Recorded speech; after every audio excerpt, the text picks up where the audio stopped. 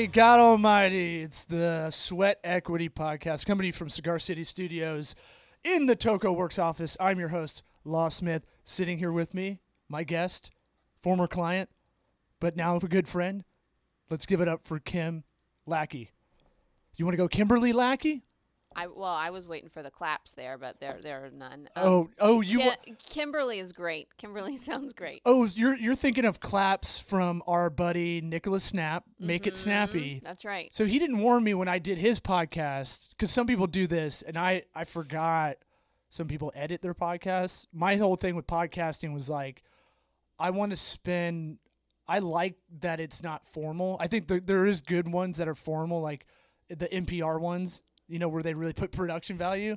But I'm going to just bank on the comedian style that's really informal and kind of grimy and, not crazy production value.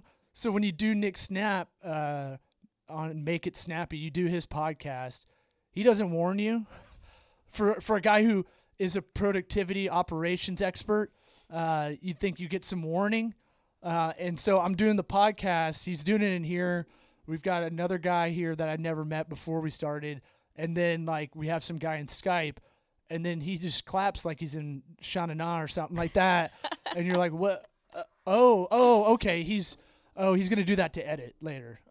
So I don't – what did I tell you before we started? I was like, I don't know. What do you want to talk about? Let's figure this out. Exactly. Well, that's totally my style. I mean, I think that's how we became friends. I mean, it's like – well, yeah, I'm improv style, and I'm used to radio. Radio is like you're on air or live. Yeah, TV. But I feel like everybody feels jumpy. Like you have 4 minutes to talk.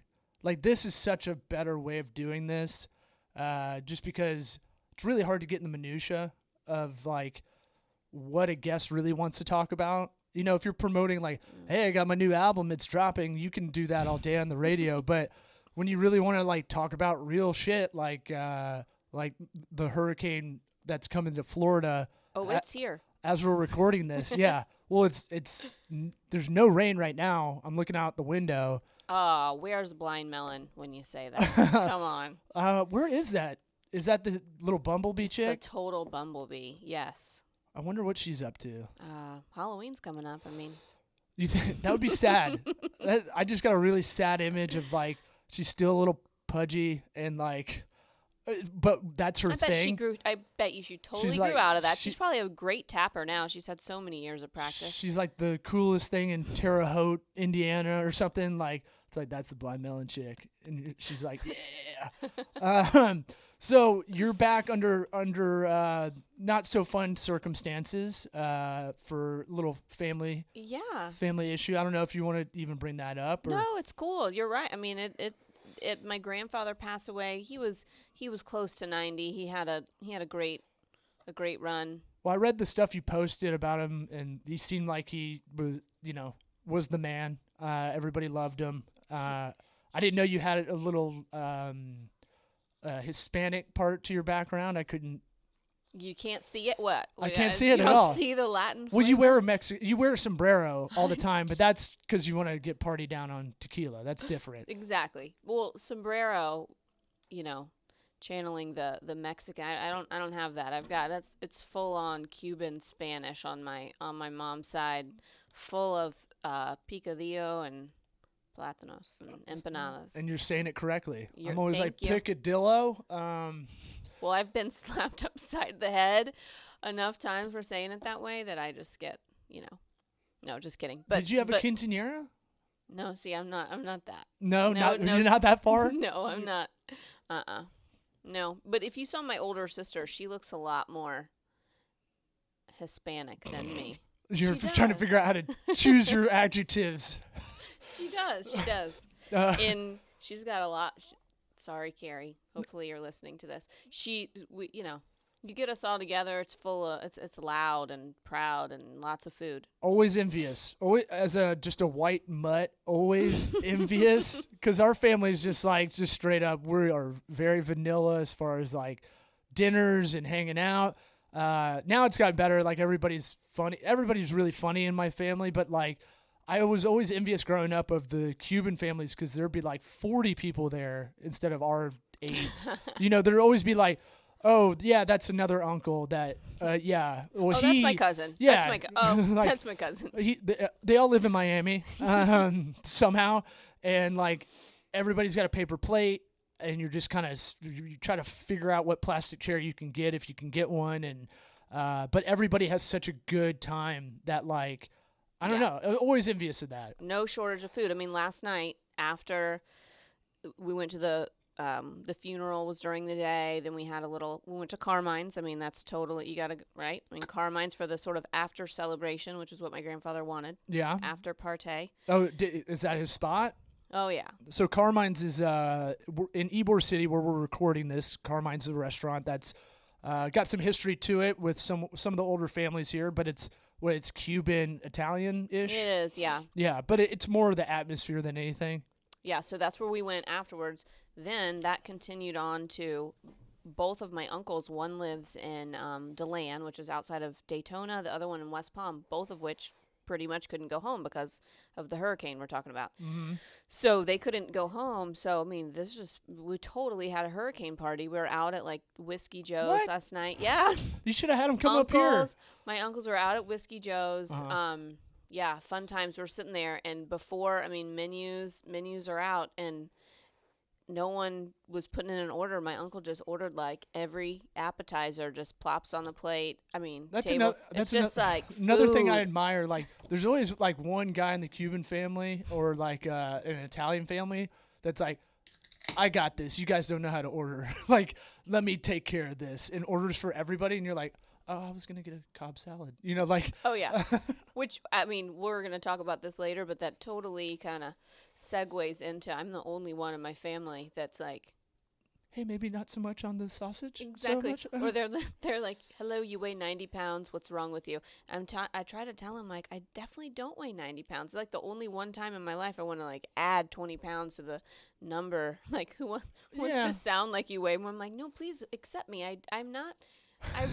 I didn't run today. I didn't go. I didn't lace up my shoes. Please, I'm in. We're having Coors Lights at 3:30 in the afternoon on a Friday. TGIF. So just to give background to people listening, you are the owner-operator of EMPATH, which is a integrative health coaching. Mm-hmm. I almost screwed that up because as I helped you get up and going with our company, Tocobaga Consulting, and so we kind of met up, June, and kind of you were like, hey, I've got this idea. I need some help, and we started talking about it. I dig it. I get it. Like I was saying the other day, I was like, man, I had an interview, the podcast that'll come out, the episode that'll come out before yours. I was like, it's this guy, Rob Chrissy, and he looks like me, has a company like me, does comedy as well, and has and loves football and stuff. Wow. Yeah, and white guy, long hair. And so we're doing a Skype interview because he's in Cincinnati or Pittsburgh or Chicago or something. I mean, it sounds like he's in Cincinnati from that description. But he's a total bro and like just so positive. And I'm like, hey, can you be my alarm clock? Can you just call me every morning at 5:34 and just say, hey, get up, let's do it. And what I used to think probably 10 years ago would be like, the self-help stuff's corny or like a life coach is corny. But the more and more I realize, how many people do need that now, maybe more than ever because there's not a lot of community. And then B, it's really hard to motivate yourself all the time. And so I think what you're doing is great, but you have a tough row to hoe because you're kind of, it's not life coaching and it's not, you're kind of making, kind of like what we're doing here. We're not really a digital agency. We're trying to do something a little bit different, which is like holistic kind of small medium business consulting. Your stuff's integrative too. You can attach that integrative word onto what I like you it. do. Yeah, I like integrative. I like enhancement. I like there's a lot of good adjectives that are good trigger words. But like, I know how hard it is to basically go. I need to start this. Not I want to. Like I need to, and I'm gonna be pissed in 20 years if I never did it. And I guess you explain to everybody what your business and your process and all that is. What is Empath? Well, first, I definitely want to say that you were awesome when I sat down with you day one, and I was kind of like, I need to do this. I don't know what it's going to be called. I don't know the name. We came up with it in 20 minutes. I know, but I could just dump out what was in my brain, and you're like taking it and organizing it on paper. You were totally my business coach, and I'm gonna take that audio clip out and just play it for everybody I talk to. Testimonial. Yeah. No, but seriously, and at the time too, I think when you have those creative, like I had these creative juices firing, like I see this is where I want to go. Help me organize this thinking, and you were awesome at like capturing what it was I was trying to do and say, and you know, I did walk out with a name. Well, also there's like a weird hubris factor to it. Like it's one of those things where you don't want to go telling everybody, "Hey, I want to be an integrative health coach." Like it took us a while to even kind of nail down that business subtitle. I still feel like that's going to morph as I grow, and all businesses morph. I know. So it's not that big of a deal, but I mean it's just hard to be concise and get everything across in a couple of words because you are overlapping a lot. It's not just nutrition, it's not just fitness, it's not just like what are you doing mentally, and your story of how you got there, I'm going to let you tell it. Okay. But because I'm scared I'm going to butcher it, but you had an interesting story on how you got to us meeting up, randomly, through my sister. I was going to say it wasn't total random, but my sister called me. It was like, "Hey, can you meet up? What do you think?" I was like, "Yeah, I'll talk to anybody." Because for that reason, like, entrepreneurs think they go crazy because they don't have anybody to talk to. And sometimes you have a good idea and you could get laughed out of your group of friends or your family because they know you as you. They want to put you in a bucket. So like, for instance, like my good buddies I grew up with don't take me seriously when I'm telling them this nerd stuff I know. Mm-hmm. And I'm doing business with them. And I'm like, you have to stop thinking of me as like that dipshit high school friend of yours. And think of me as the nerd that's like just when you were, going out in your 20s, I was staying in and kind of doing this or working on stand-up. And so I know how that goes when you're like, hey, I got enough hubris to start my own deal. Yeah. Well, I mean, I think too, with saying and knowing and accepting that businesses morph, they change. I certainly can't go out there and be coaching anybody on their life and basically telling them that the one thing that you can count on is impermanence or change, and then me be rigid in my own business or with my own family or friends. I mean, that's totally being inauthentic. Having said that, I do know that happens, and so when it comes up for me and I feel resistant to the change, that allows me to help. It always allows me to help other people, probably hence the name Empath, because that helps me be empathetic. No, well, we talked about understanding. You brought it up. You didn't know you kind of came up with everything, but all I do a lot of the time is just kind of listen and ping pong back. And we talked about empathy a lot and doing this kind of coaching. You have to have empathy, not sympathy. There's a big difference. Sympathy weakens people. Nobody wants your sympathy. Empathy is like understanding, compassion, listening. And getting in people's shoes, walk a mile in their shoes kind of stuff. Yeah. Or really try to figure out, I don't like when people like, when someone freaks out on you. Like a lot of people will freak out back. A lot of the time I just go, I bet that person doesn't know how to talk about what's really pissing them off. Yeah, well, it's never what you're freaking out on the surface is always like an iceberg under there. Like, no, let's keep going. Let's keep They're like, digging. oh, sorry, I got in a fight with my dad. And you're like, okay, well, don't take it out on me. Like, oh, sorry, my dog.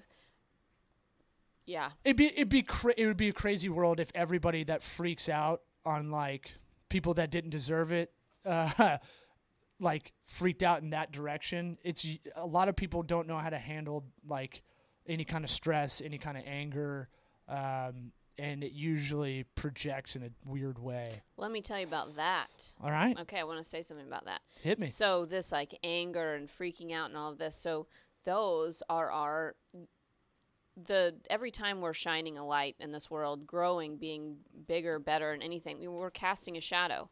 So our shadow side is, there's an opposite, for as, just like when you're going running and then you get sore afterwards, you did something great and there's a, everything in life has a balance.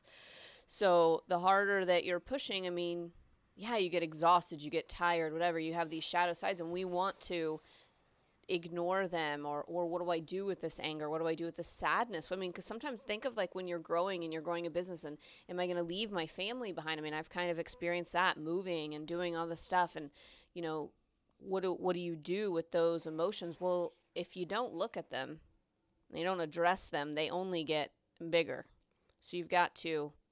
Just like, I mean, you got to express the anger, whether you're screaming in your pillow or I just started taking boxing lessons, which my uncles yesterday totally laughed at me completely. Like, and now you want to come back the next time. Laughing. Mm-hmm. They're like, yeah, I would prefer that we just go to the shooting range and get you a 9mm, Kim. I mean, you and your 90 pounds, I don't really see that being super intimidating. It's not about fighting. I know. It's about having the inner confidence and knowing. And I got to tell you, when I freaking finished like an hour training, first of all, I'm like drenched in sweat, like pouring it's the sweat. best. And I'm freaking, I think it like totally produces some testosterone in me. I'm like going around like, yeah, what did they excuse me? For I sure. have like this whole little sassy thing that, I mean, I have a little sass kind of always, but it gets a little extra. You think you're sassier than you are, but no, the boxing training is crazy. It's the best, next to swimming, probably the best thing you can do.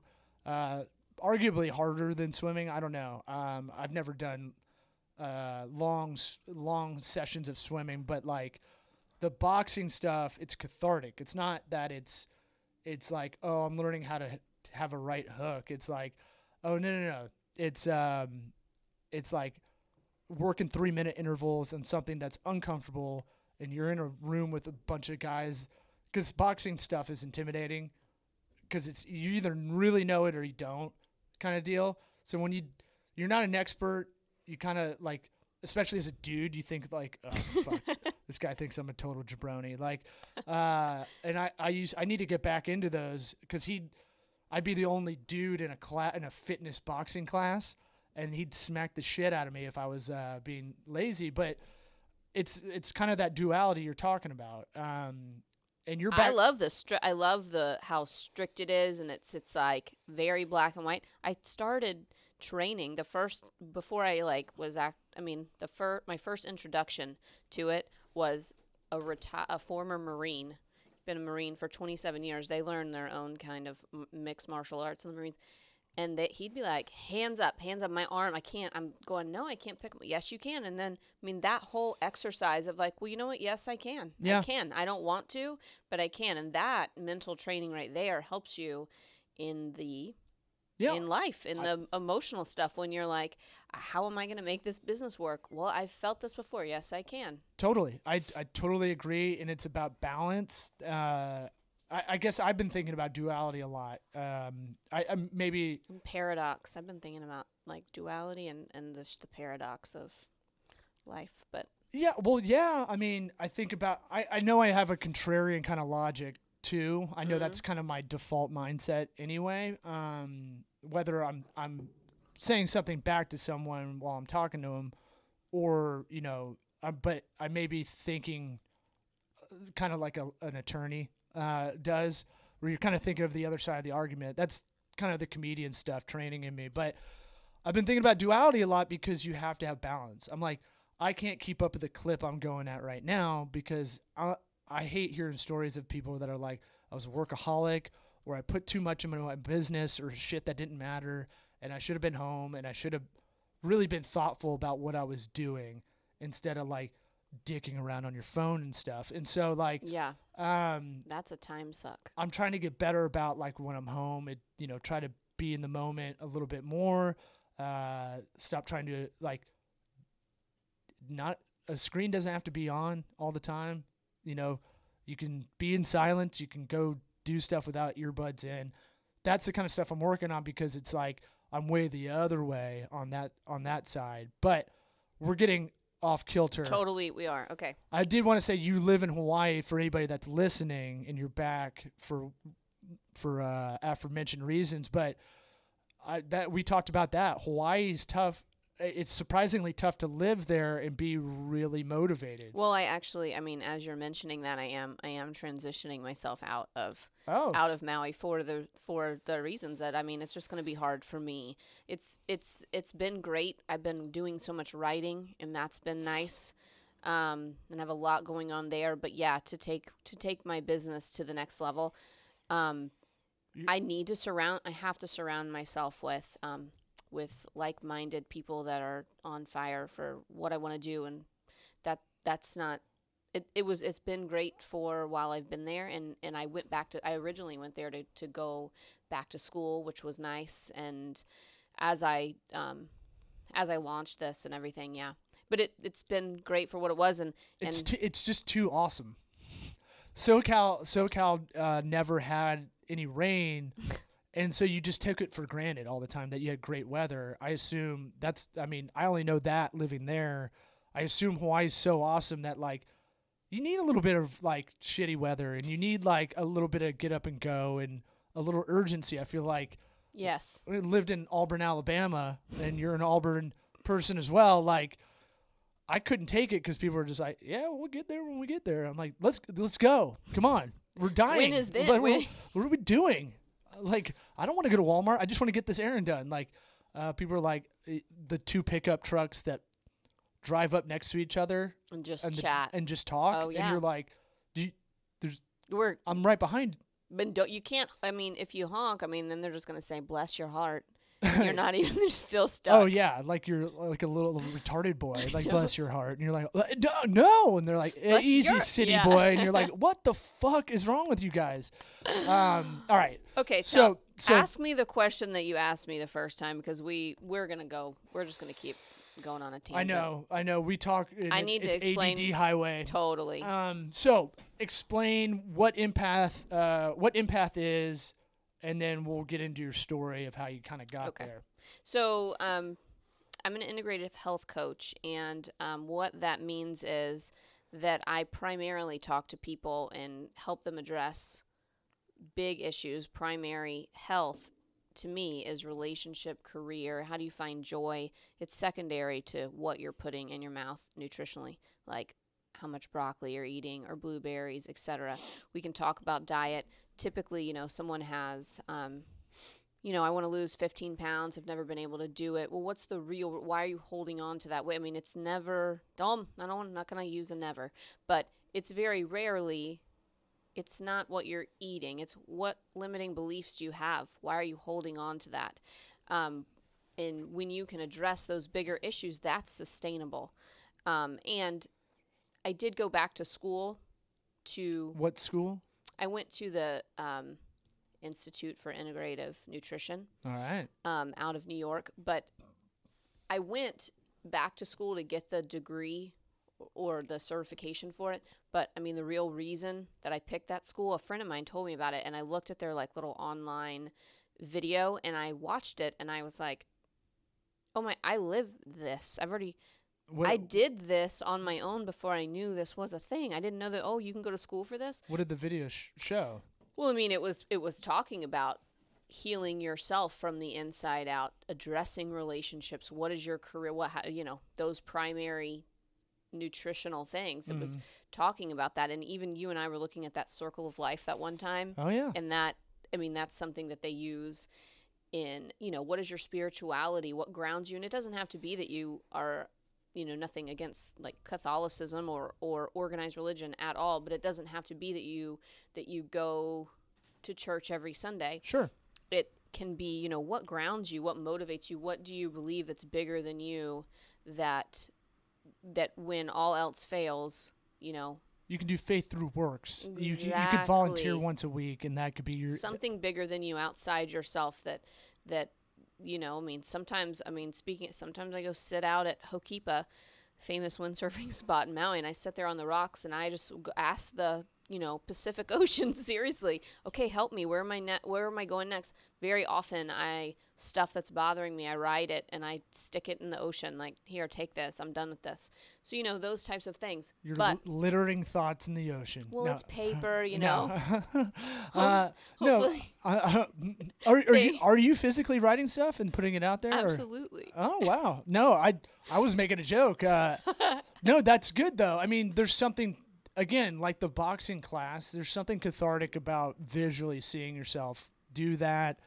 I think, I can't remember where I heard this. I want to say Radiolab, but like going to the beach or going to a mountain, it's so ingrained in us to be calming because we're primal and you could see your predators from all directions, but now you can kind of cancel one out if it's the ocean, so you can see stuff coming. Same with the mountain. You have the high vantage point. Fun fact. Well, with the ocean, waterfalls, water in general, the sound of water.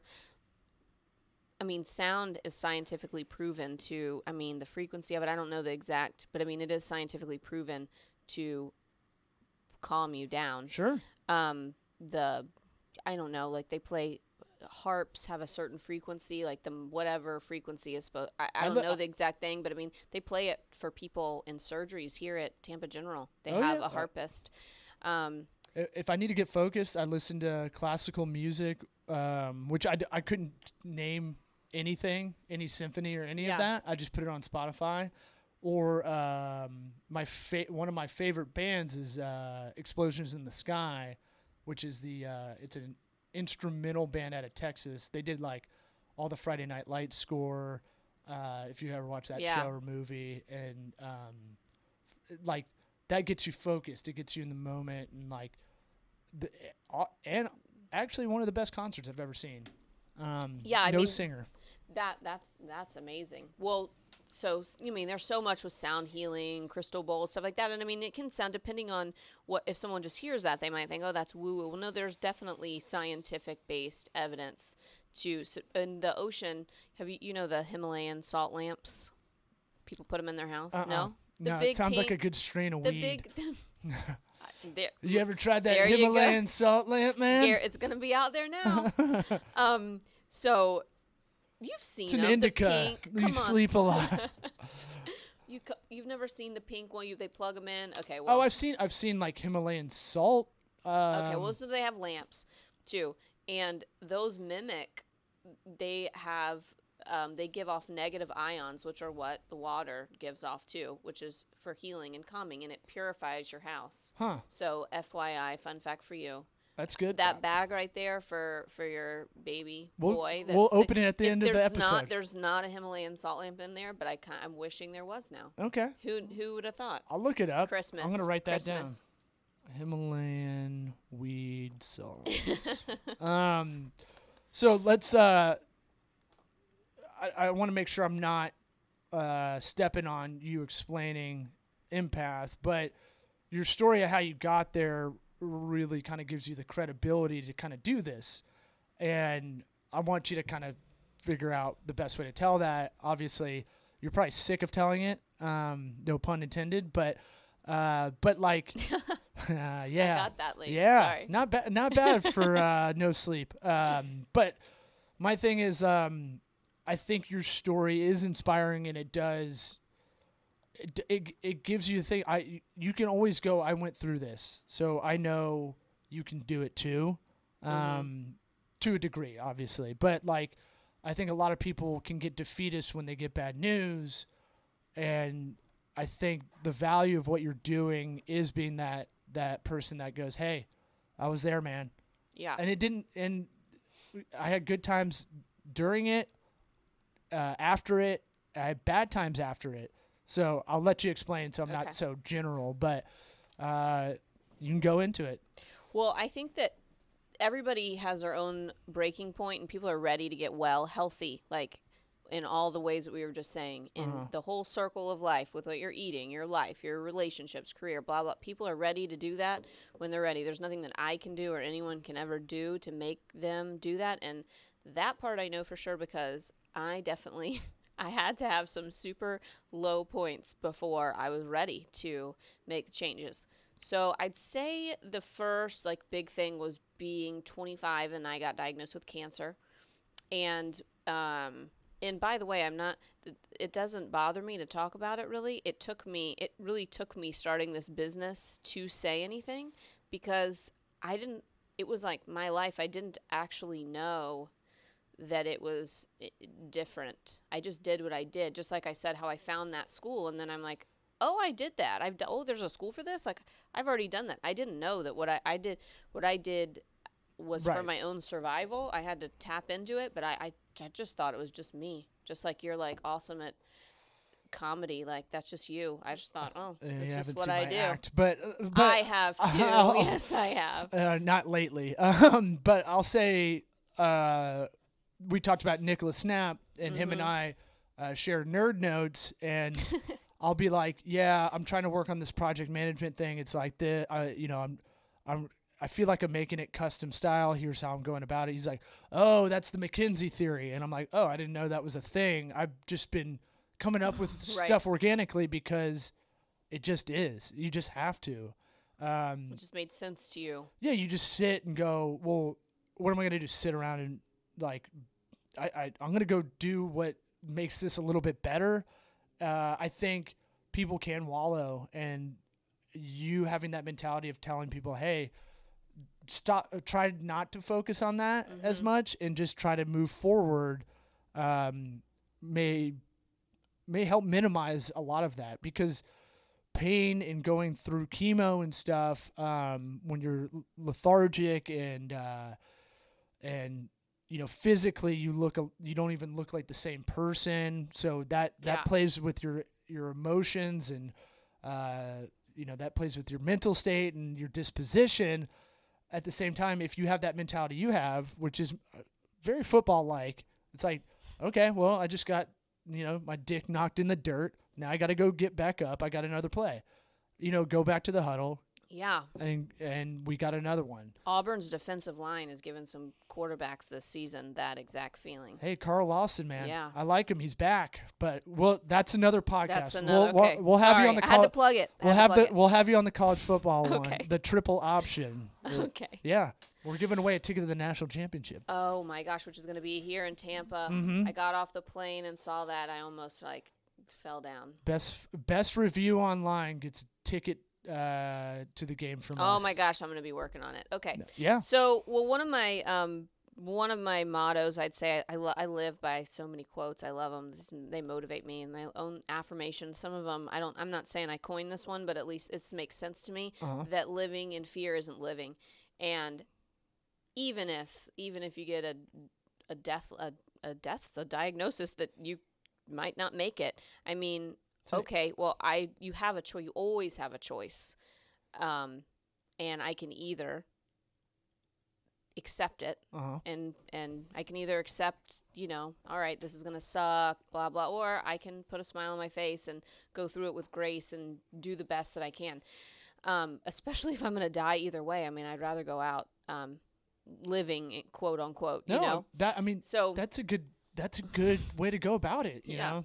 So, it really, without knowing, it inspires people around you. Like, someone's got to take care of me. I can't do it. I've got nurses. I've got people showing up for me. Well, I can either be pissed off and mad and angry and kicking and screaming along the way, or I can bring in some cookies and cheesecake, and maybe that's the Southern in me or whatever. I can do the best that I can, have fun with it. And there are times when you're I know for sure, there are times when you just don't have anything and you need to ask for help. I think people are so much more willing to come and help you when you're not being a victim. You know, when they see you helping yourself, even if it's, I mean, I've had arthritis so bad I couldn't pick up a glass of water, but I would scoot it to the edge of the table. I would never let someone just feed me water like a bait. I would just never do it. I would at least try. I would at least try, and I think that it helped people around me to help me. But so I got cancer when I was 25, and I went through chemo for 6 months. And I've just always been super sensitive, and the chemo just kind of kicked me in the butt. Yeah. I mean, like my doctors would say that I had it really bad, and I had so many amazing people show up for me and help me, and help me out with side effects and help me deal with pain and all. I mean, the community here in Tampa, really, our friends really stepped up to the plate in any way that they could. Florida's not all terrible. No, it's not. It's not just Florida. Well, I mean, we have a lot of listeners outside this area, and I try to explain, as much as they think Tampa or Florida is super fucked up and Zika filled. There is a community in Tampa that actually exists, much like any other city in the country, but it's just not. It's a young area, and hey, man, Florida's got everybody's fuck up family member that moved here for a second life. Anyway, that's another tangent. And those people, though, I mean, even those people, and that I think, I mean, in their fucked up life, they put together a casserole and a salad and would drop it off. Whatever. I'm not talking about, like, we had a nurse that helped deliver our baby and basically was our all-star because everybody else sucked when we got to the delivery room a month ago, and she moved here from California. She's one of the rare good ones that moves. We don't get a lot of good imports. We get a lot of deadbeat dads from Kalamazoo, Michigan, or something like that.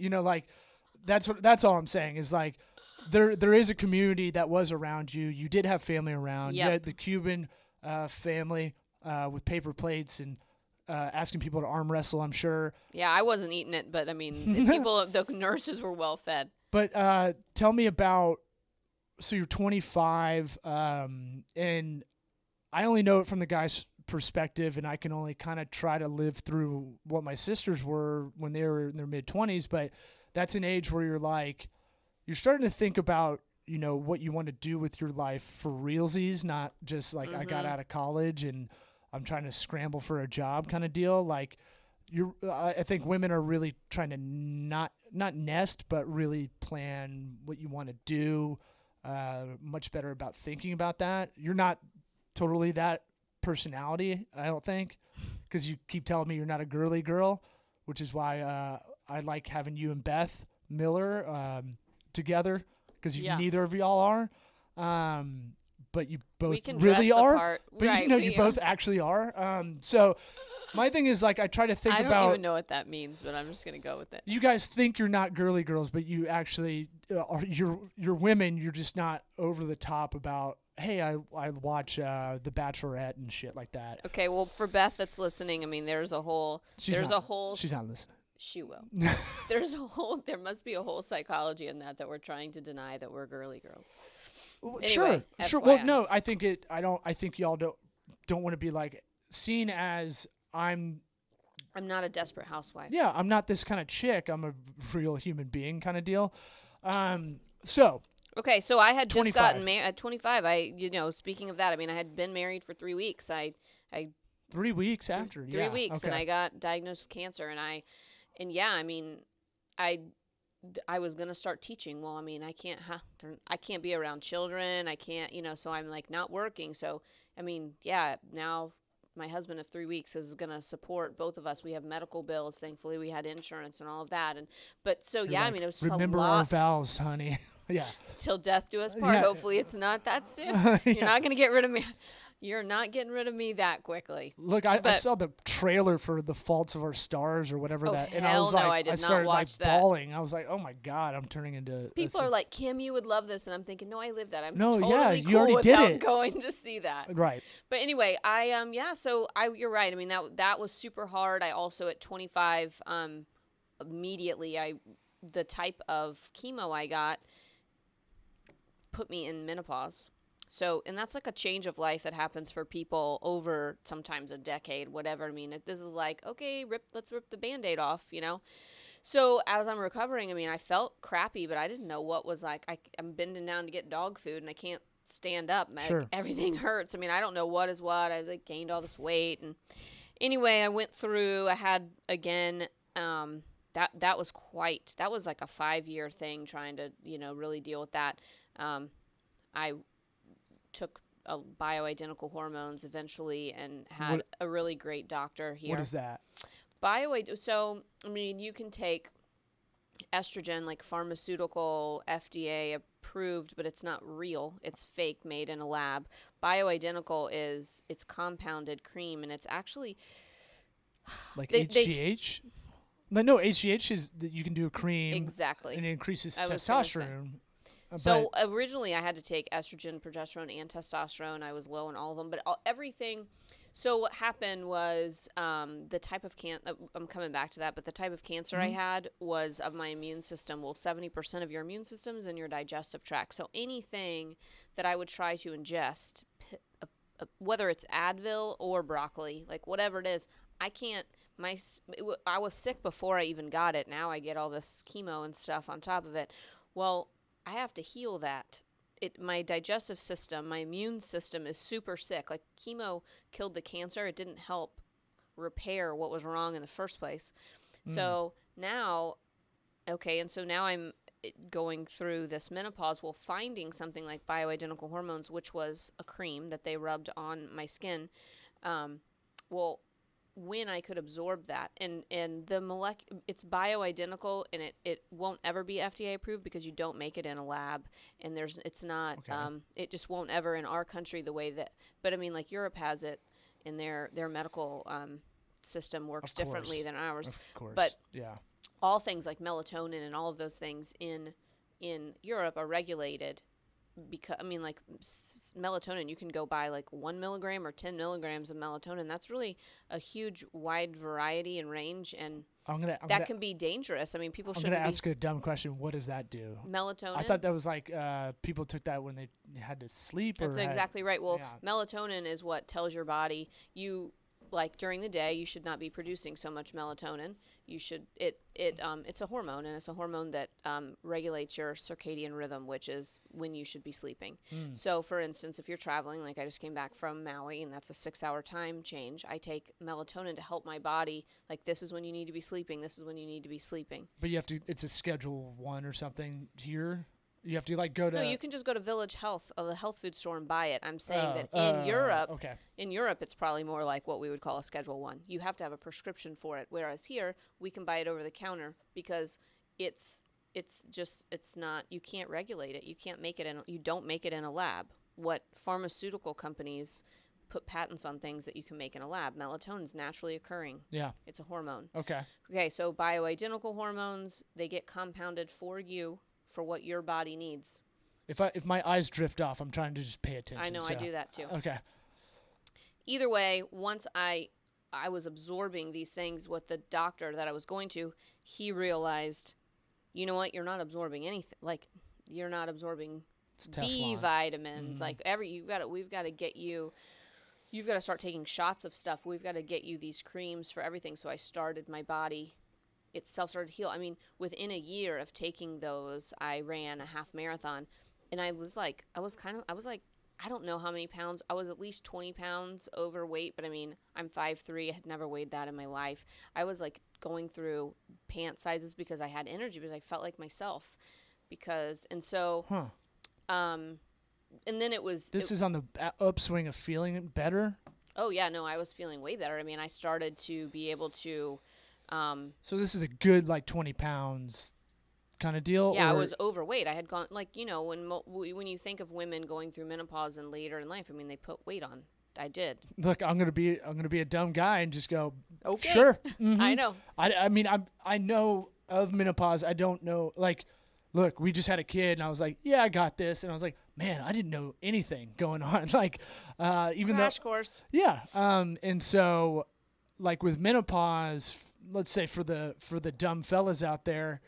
Well, you don't make estrogen, progesterone, and testosterone. I mean, you and I mean, we're obviously male, female. We both make all three of those hormones. Right. Just I don't have as much testosterone as you. That's awesome. I've got a lot of estrogen though. Right. So whatever. I blame my two older sisters for the estrogen. Right. Well, the thing is that when you start to make less of those in your later years. So, but I was 25. I was supposed to be having, I should have had, my body was acting like it was 20 years, 30 years older than it was. I felt that way too. Right. Now we have all this anti-aging medicine is what it's called. Sure. I kind of feel like that's a bad name for it, but I mean, it makes you feel better. Either way, the doctor started helping me identify. It was outside of quote unquote Western medicine. They started helping me identify you still feel sick because you are sick. You can't absorb this stuff. So as I start to feel better, I mentally also, yeah, of course. I mean, I could clearly, I could identify. Yeah.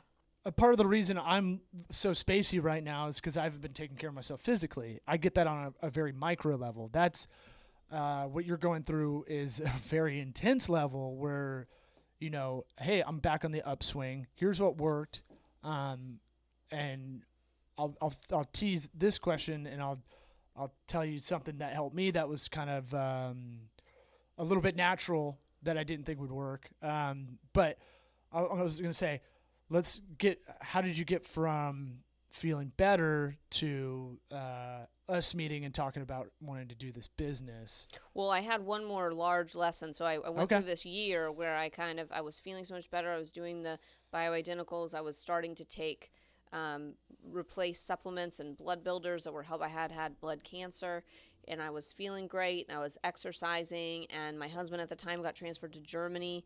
I was training for this half marathon, and flew to San Francisco to do it, came back, and I got super sick.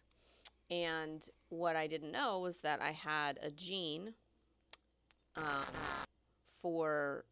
that's largely related to reactive arthritis. Anyway, my body kind of exploded into this arthritis, and it's an autoimmune condition, which when you have an autoimmune condition, that means that your body is attacking you. It's your immune system again. So I knew, all right, I've had cancer of my immune system, which means my immune system is weak. Now my immune system is so active that it's attacking me. I knew that wasn't an accident. I was super frustrated. I did not want to go through this crap again, but I mean, here I was. I mean, I was like, I was kind of laughing, like, all right, seriously? Now I'm stuck on the couch, like I can't move. My knee is huge. It takes 8 pounds of pressure to squeeze a shampoo bottle. Oh, good to know. I didn't know the PSI on that. I had 2 pounds in my hands. Like I couldn't tear toilet paper. I couldn't do anything. I mean, I was like an invalid adult asking people to dress me. I mean, it was just not fun. So, I mean, it's very vulnerable. Oh my gosh, yes, and kind of humiliating, frankly. I mean, you just really don't. I mean, again, my husband at the time wanted to hire an in-home nurse. I had one for like 2 days, and I said, heck no, I can't do it. Yeah. So anyway, I'm sure the conversation was fun with that. So, what are you into? Yeah.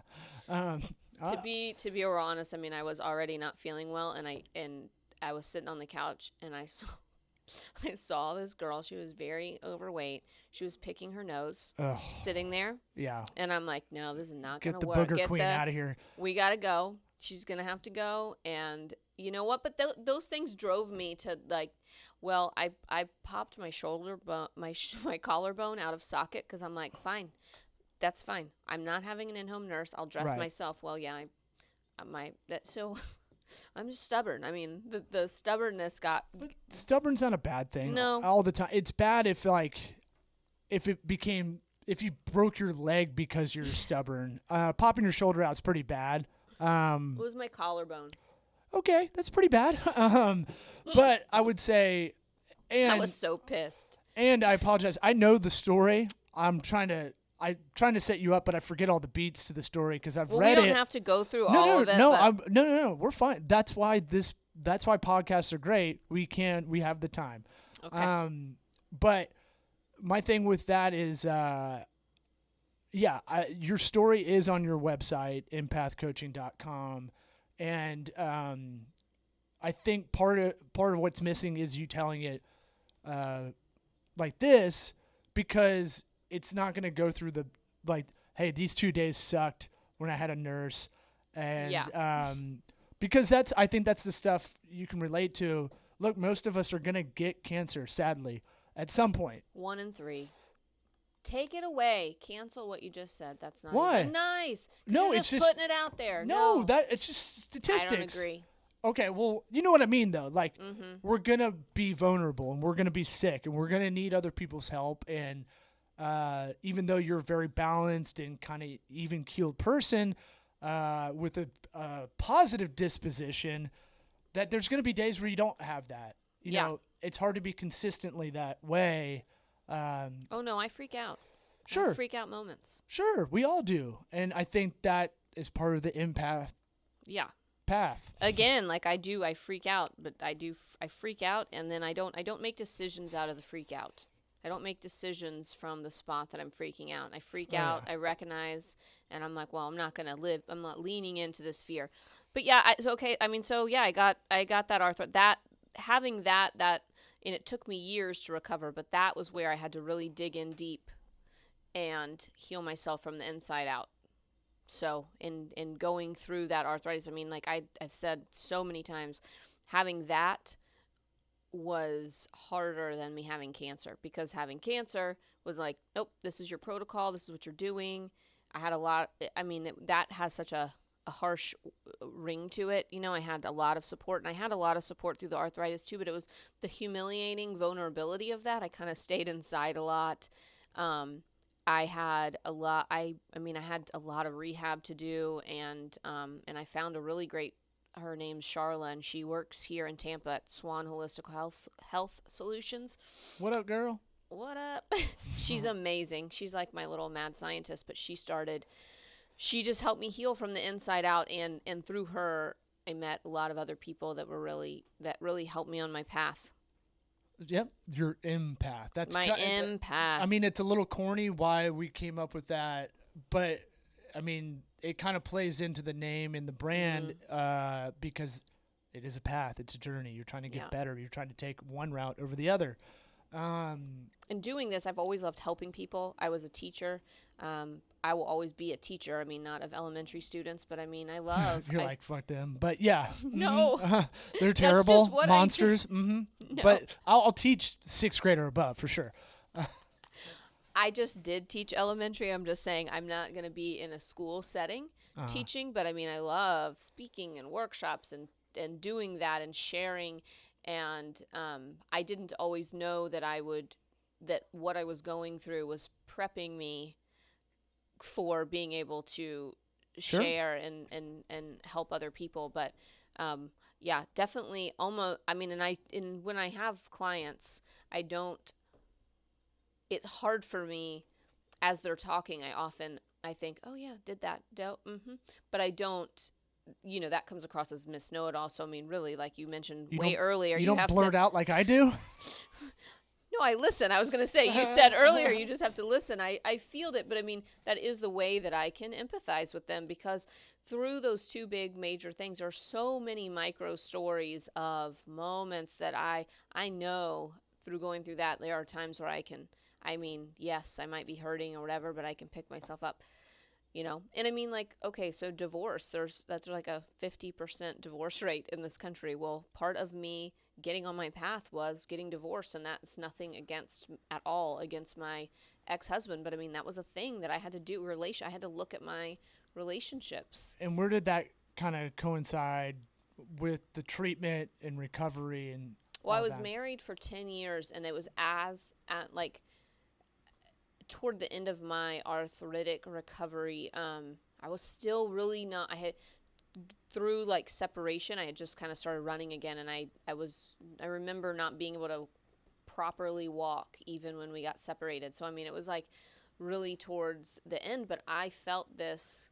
There's not one reason really that leads up to that kind of thing, but I mean, I did feel this internal fire, and I thought that we would go do that together, but as I started expressing, I was at a point where I had been so frustrated, and I felt like I was getting ready to launch something big in my life. I wanted to do it. I thought we would do it together, which is okay. I mean, you kind of, when people walk away, you got to let them go. Business, sure. Wherever that is, you know. Y'all dated in high school? Yeah. So, right. Like, I mean, that's so rare now. That is like a very Auburn kind of couple story. Like, well, we went to Auburn together, right. too. That's what I'm saying. Like, y'all dated for a decade, exactly. And you got married at 25, you know. I'm a huge Loveline fan forever, and like they always talk about like someone will call in, usually like Midwest or Southern, and they'll call in and it'll be like, I think wife's cheating or husband's cheating or whatever, and it's like, when did y'all start getting together? And it's like we're high school sweethearts, and it's like that's tough because you never. Well, the person that you are, I mean, so yeah, I mean, we had gotten. Again, that was probably the spot, and relationships in general are huge. I mean, those are we're social beings. Humans are social, and so relationships, friends, family, those things are very primary, almost the number one thing that is holding people back in taking a step. I mean, people have fears around, I mean, especially have fears around like, well, what if I launch this business? What if I go, you know, are these people that I love, they're not going to come with me, or how does that look? So, and then when you think of like a romantic relationship, I mean, there's just the psychology of that goes on and on. Like you're mirroring each other. So yeah, I mean, I got together with this person from a juvenile standpoint. I had been through a lot. It wasn't juvenile for me anymore, and that's nothing against, and for him too. I mean, I'm sure that wasn't super. He was probably like, see ya, sick of. Well, it's kind of like having food when you're a kid. I was like, crystal clear Pepsi is rad, man. I'm so glad it's back. And then you have it, you're like, ugh, my taste buds were weird when I was little. Surge? Yeah, fuck yeah. I'll drink a whole case of that. And then I had like half a sip. I was like, oh my God, this feels like battery acid. Yes. It's kind of the same thing. Vienna sausages. Oh. No, you never. Oh, Tripp's going to want some Vienna sausages. You're really? going to have to open them up. Oh, look, I was the weird kid that ate raw hot dogs. Please don't give him and put Cool Whip on them. I was a weirdo. Shut up. I have never heard that. Yep. Yeah. Oh, you just took the vision. Yeah. The visual of that is just really real gross. Just get a wiener out of the pack and then just dip it in there, double dip all the way. And the sisters never knew until they found out. Now they know. Oh, they know. Everybody's been married now, so that had to have come up at a speech. Oh, we play repeater. Come on. We play repeater of stories all the time, so they still think I eat bread and butter because that's all I used to eat. Like when I was like 9 or 10 when I was at Thanksgiving, and so being one of the younger, maybe usually the youngest in the family in the room for a while, you get clowned on for, hey, you want stuffing or bread and butter? And you're like, all right, I'll take whatever. Well, that circles right. That comment right there circles back to what you were saying earlier about your friends and, hey, I'm this smart business guy. It's really hard to reprogram that. It is.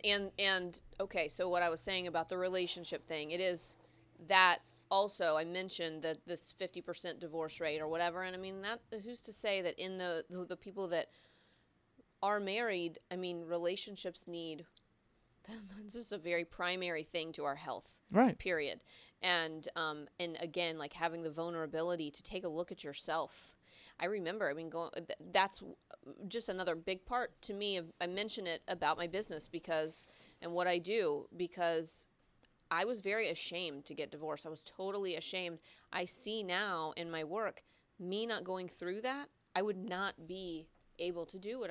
I wouldn't be able to empathize in the same way that I can, because I had to, when that was removed from me, I had so much to learn and grow, because the only relationship I had really known was from being in high school. I mean, there was so much that I could hide behind, that I didn't have to deal with. I will never forget telling like, what's Tinder? What is this?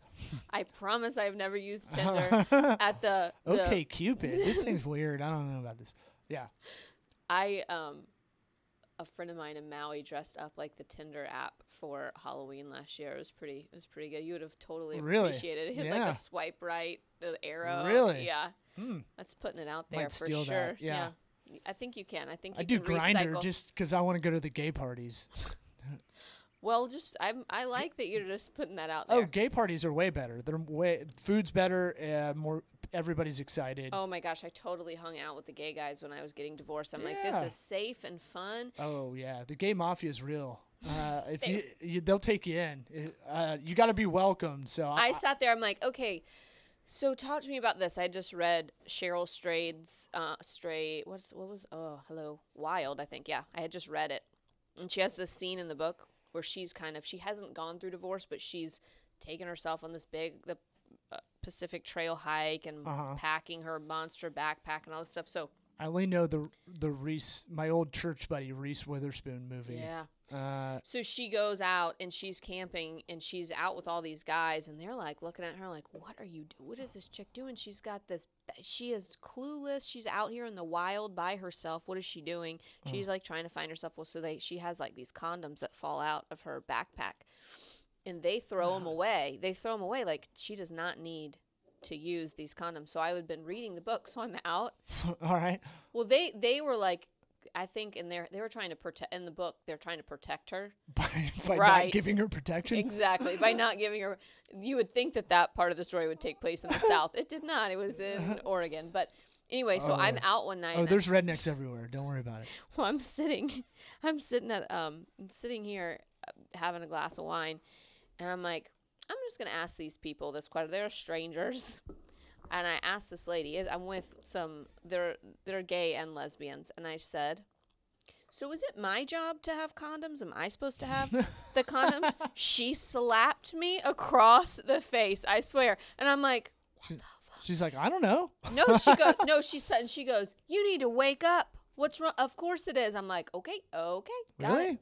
Oh, yeah. She's like, yeah. I feel like both sides. Well, yeah, but I'm saying, well, should I? She's basically like, yeah, don't rely on some. Oh, yeah. Man, I was taken to freaking boot camp on all the relationships. I'm so glad you said boot camp on relationship stuff. stuff. I totally was. But, I mean, and people I've dated, I mean, like, I have a lot of fear, frankly, around like a current relationship that I'm in. I mean, I'm moving. I don't know what to do. But I mean, one thing I can say for sure is having that going through a divorce, having that removed from me, I'll just never lean into that again. I mean, I've got to, people have to show up equally. I've learned I can be, anyway, I think that part, me going through that divorce will help me and does help me empathize with people in all relationships the way that I had to kind of dig in and learn. Wait, I want to say No, you're fine. You have time. I know, but I want to say I was going back to what my counselor said. So the next meeting I have is like 33 minutes away or something like that. So you're fine. So that my counselor tells me, she goes, so I'm getting divorced. I'm sitting there and she goes, Kim, okay, let's talk about you. I'm like, no.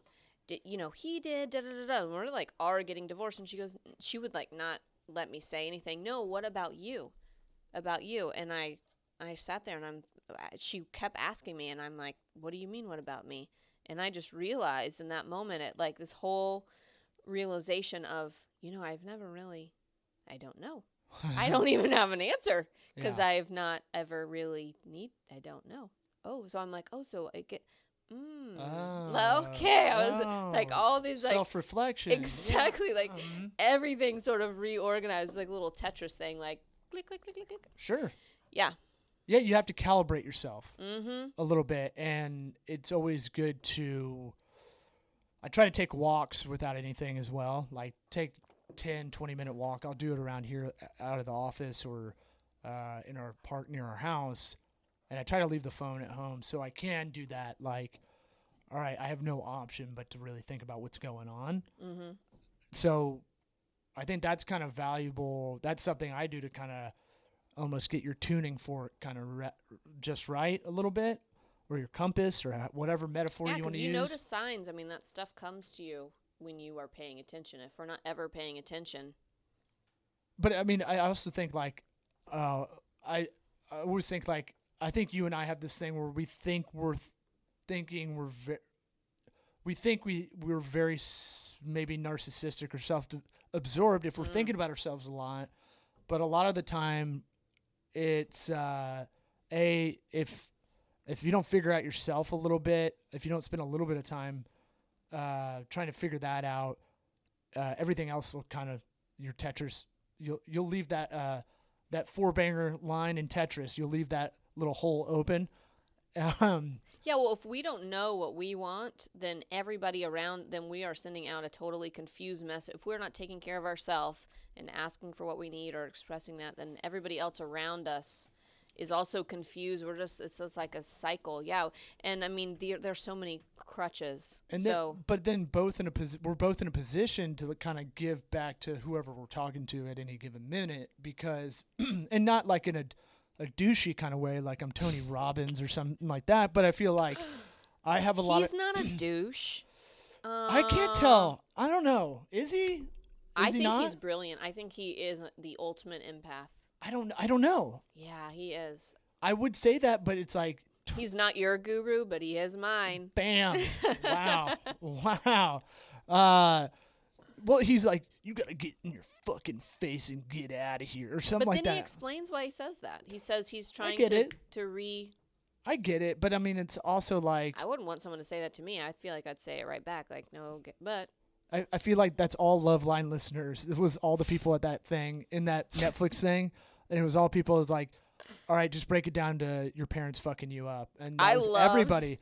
I love the one, the like 40-something-year-old girl, and he's like, call him now. Get on your cell phone and call that guy. And he's like, your dad fucked you up. Did he make you the princess? He fucked you up? I was like, oh, all he's damn. doing is decision tree shit. He's like, okay, let's go back. Okay, Those you got an eating disorder. Okay, okay, would you get that? Oh, high school? Okay, well, let me just plug my own self right here and just say that so you don't have to pay $5,000 to go to Tony Robbins' thing. I mean, that's what you do when you call me. There you go. Exactly what we do. That's a good spin. That's why I liked him, though. I mean, because I did believe in his message. I mean, I would have trouble sitting with 5,000 people. I mean, I think on that Netflix thing, I'm Not Your Guru, he mentioned, I think it's $5,000 a head, and there's 2,500 people in there. And it takes place in South Florida, of course. Yeah. And he had total rights to that documentary, too. So I was like, I don't know if I'm getting the full thing about this. Well, sure. I mean, I don't know. It's like Scientology. Like, I'm sure most of it's fine, but it's like when people are too gung ho. Unless you're Tom Cruise, but his wife. Unless you're Tom Cruise's wife, right? Like, he gets medals for doing nothing in Scientology. So like, my thing is, it doesn't feel authentic to a degree. And I know you got to go.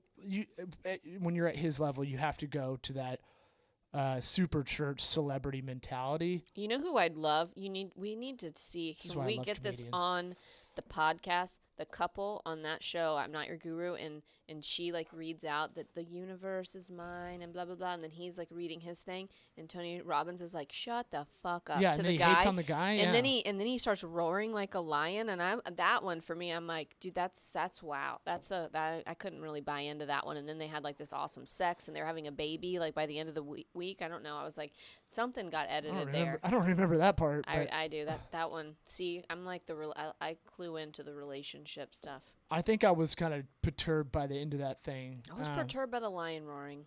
Well, here's the deal. Like, it does show you that, and for me, it's like, okay, I'd rather people be there and spend $5,000 than just kind of go find other means to spend their time and do something shitty. Like, at least it's in a pocket. It's not $5,000 on the Himalayan salt weed. No. Right. Well, right. Weed's, okay. $50 an eighth. So, the salt, Himalayan salt. Well, it depends what kind of weed. I'm listening. So my thing is like, I don't get mad at anybody going to like church or that's super corny. You would totally go to hell if you got mad at people going to church. Well, I mean, good call. Karma's a bitch. You could you could make a case for Catholicism, but I'll say like if it's in a good direction and it's putting positive vibes out there, man, it's fine. I think that the I'm not your guru stuff, it does show you that there's a lot of people that can't pay or don't know that thing exists. I feel like there's just a lot of people that do want to ask for this help and don't know how. So when we started talking about empath in its zygote stage, it was like, well, you know, I totally agree that there's so many people that just need some, as Bert Kreischer calls it, nautical beacons in their life. They just need people to keep them within the buoys, to keep them going forward. Yeah. I mean, and you know, when I started talking to you about it, I mean, it felt so big and so vulnerable. Like, I knew I felt compelled to write and to share, but I just didn't know how that would be received. And I mean, I feel so grateful to every time I share something. I mean, it is touching people's lives. I mean, they are people. I put stuff on Facebook or my blog or whatever, but I mean, I get personal messages all the time, and it just, I mean, it keeps me going and helps me know that I'm on the right path. I mean, I haven't had any. You're doing a simultaneous path, you know, like yes, yours is me helping other people, right. Totally helping me. Right, because you're towing a line. It's that balance again, the duality, all that stuff. Well, we're all connected. I mean, but totally. but I use our company as a comparison business-wise with clients. I go, hey, man, we're going through the same thing right now, or we just went through that. So you're kind of coincidingly, does that make sense? Kind of doing a lot of the same. You're going through similar hurdles at different levels, if that makes sense. So, like, you might have a client that talks to you, and what is the feedback thus far?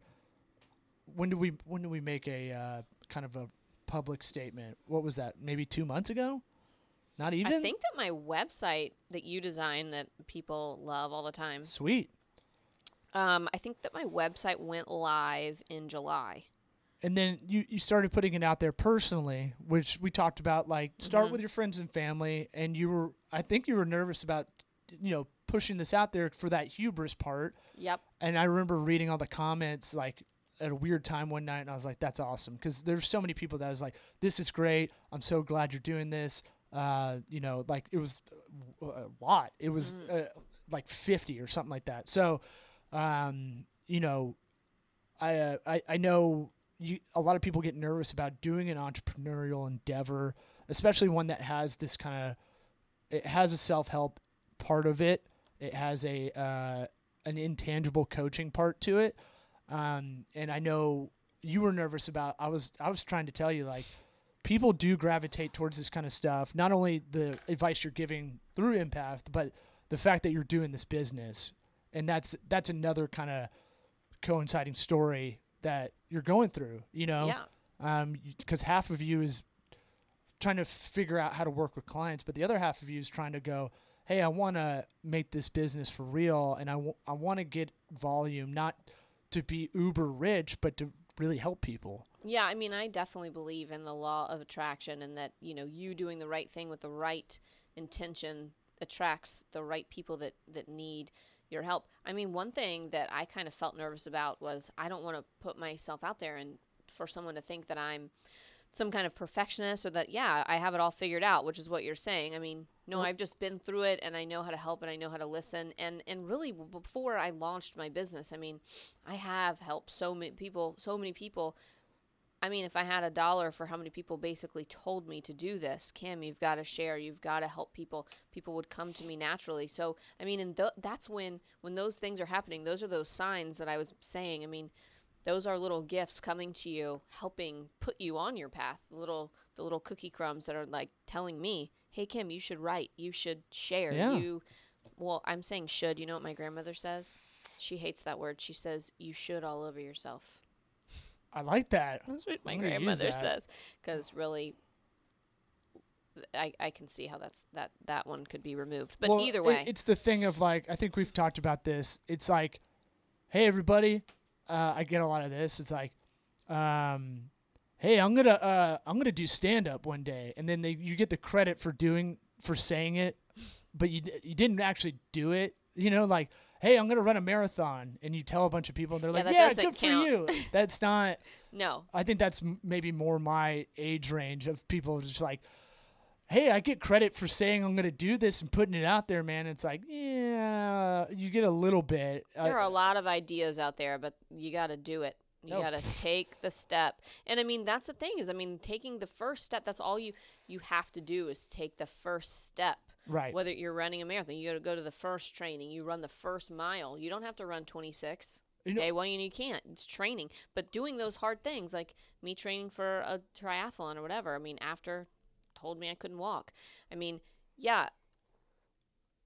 I mean, doing that every day, putting in the discipline helped me do the hard thing, which is starting this business, knowing I start little, I have an awesome team, Law, Beth, Nick, Snap. I mean, I have a great, surrounding myself with people that believe in me, that care about me, and that's what we all need to do. Yeah. And you gave us one of the best compliments. I told my wife when you told it to us, but you said, like, you surround yourself with a lot of good people, and that's really great. And you were saying, everybody I've sent your way for stuff we don't handle has been awesome. And that's been one of the best kind of compliments that we may have to capitalize on and put on our website. But we're getting at about an hour 15.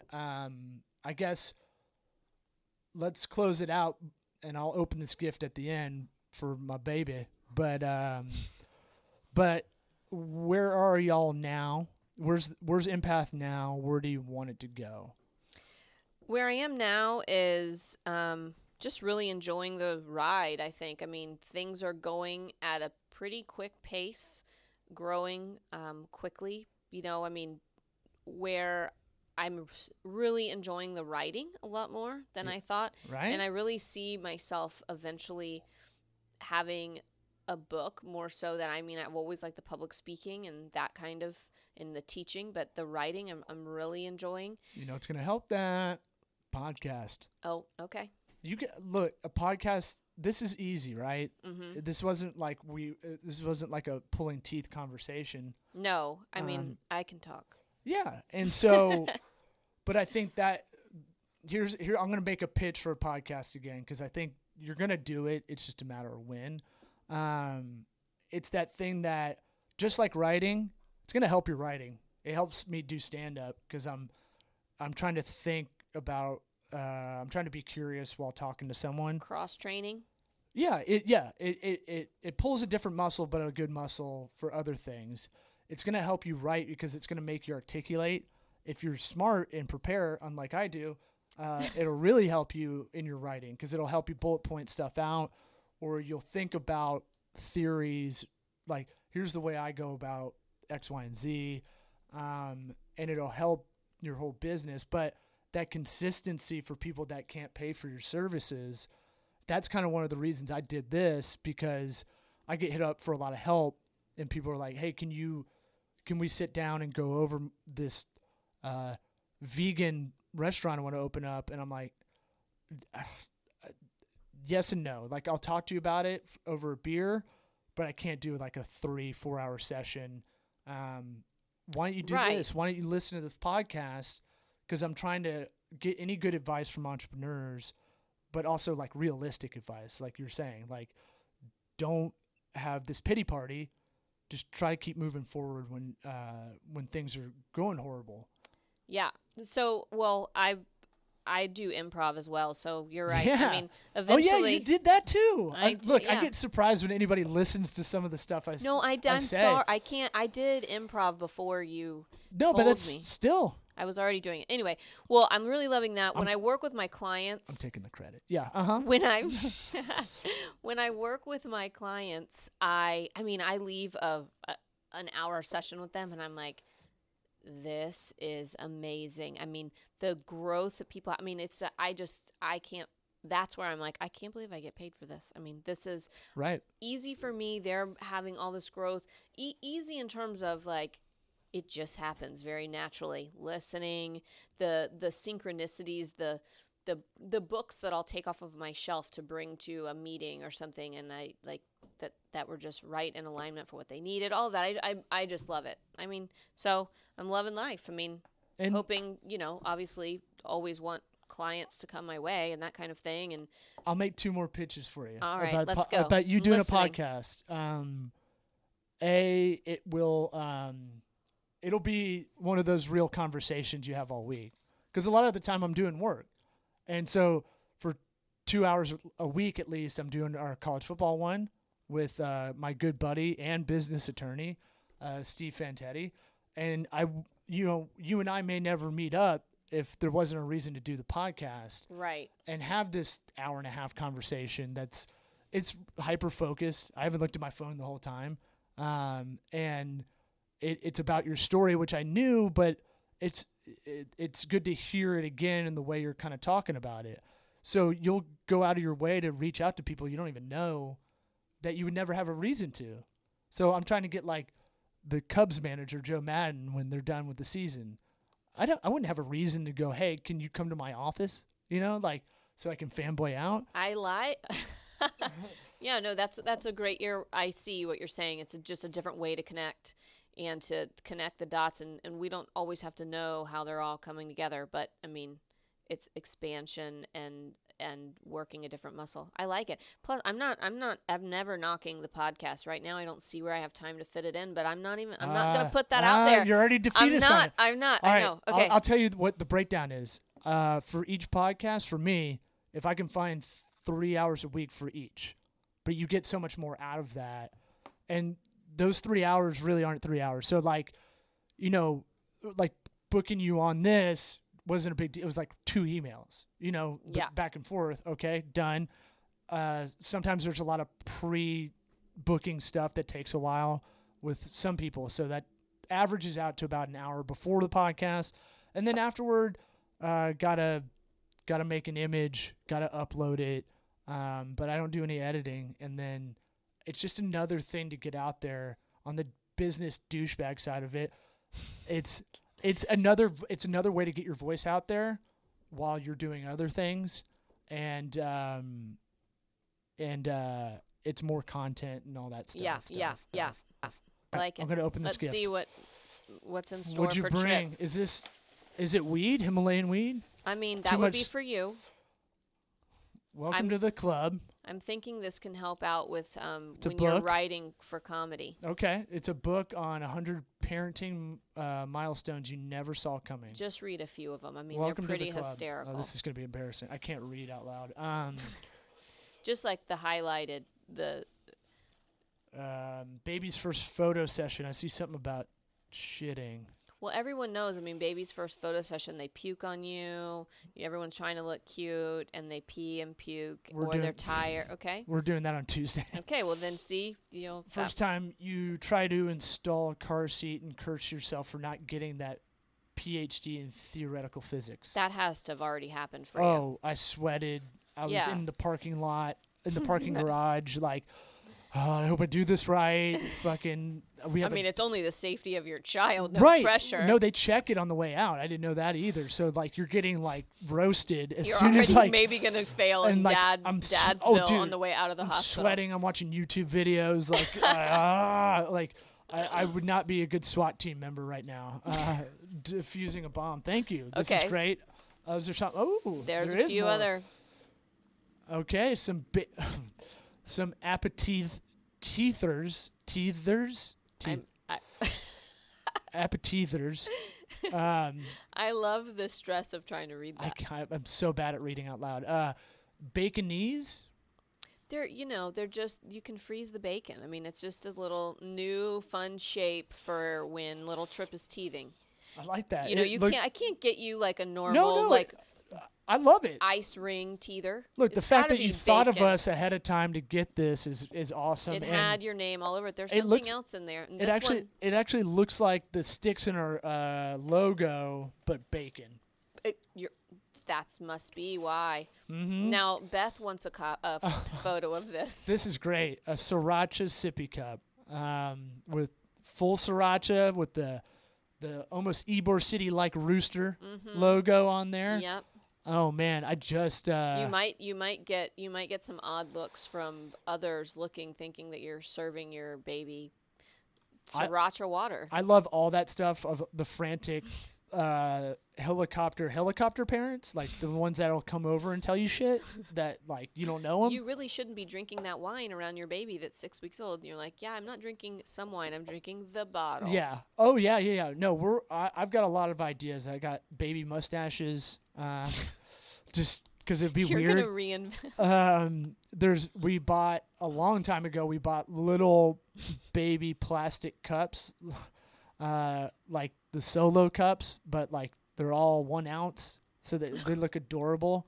So I think we're gonna try to use that in the photo shoot, like he's playing beer pong, like a real, Auburn Tiger. That.